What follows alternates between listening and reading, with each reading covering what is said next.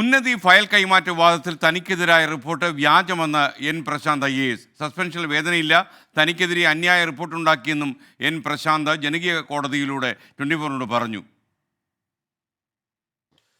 ഉന്നതിയുമായി ബന്ധപ്പെട്ട ഫയലുകൾ താൻ കൈമാറിയതിന് തെളിവുണ്ട്. സ്ക്രീൻഷോട്ട് പുറത്തുവന്നതിൽ തനിക്ക് പങ്കില്ലെന്നും എൻ പ്രശാന്ത്. വളരെ ഭംഗിയായിട്ട് ആ സ്ഥാപനം ഓടിച്ച് ഞാൻ അവിടെ നിന്ന് പടിയിറങ്ങിയാണ്. 1 വർഷമായി. അതിനുശേഷം അവിടെ നിന്ന് എന്തോ ഡോക്യുമെന്റ് കാണാനില്ല എന്ന് പറഞ്ഞൊരു വ്യാജമായി കുക്കപ്പ് ചെയ്യുക. അതാരാണ്? ആ വകുപ്പിൽ ഇപ്പം ഇല്ലാത്ത ആൾക്കാരാണ്. പക്ഷേ ചെയ്ത് കഴിയുമ്പോൾ ഉള്ളൊരു വിഷയം എന്ന് പറഞ്ഞാൽ പബ്ലിക് ഡൊമൈനിൽ ഇടുകയാണ്. നമ്മളെ ഒരു യു ഗെറ്റ് ഹ്യൂമിലിയേറ്റഡ് പബ്ലിക്കലി. ജയതിലകുമായി വ്യക്തിവിരോധമില്ല. ഫയലുകളെക്കുറിച്ച് വ്യാജ റിപ്പോർട്ട് നൽകിയതിനാലാണ് താൻ ഇടപെട്ടത്. സർക്കാർ ഫയലുകളിൽ കൃത്രിമം കാണിക്കുന്നത് അനുവദിക്കാനാവില്ല.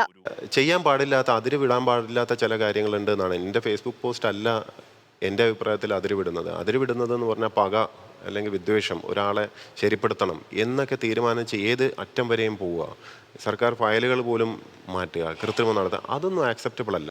കീഴുദ്യോഗസ്ഥരുടെ മേലെ കുതിര കയറുന്ന ഒരുപാട് ഉദ്യോഗസ്ഥരുണ്ട്. താൻ ആ വിഭാഗത്തിൽ പെടില്ല. കൃത്യമായി ജോലിയെടുത്താണ് മുന്നോട്ടു പോകുന്നത്. സാമൂഹിക മാധ്യമത്തിൽ മുൻമന്ത്രി ജെ മേഴ്സിക്കുട്ടിയമ്മയ്ക്കെതിരായ കമന്റ് വേണ്ടായിരുന്നുവെന്ന് ഇപ്പോൾ തോന്നുന്നുവെന്നും ഡോക്ടർ എൻ പ്രശാന്ത് പറഞ്ഞു. News desk 24.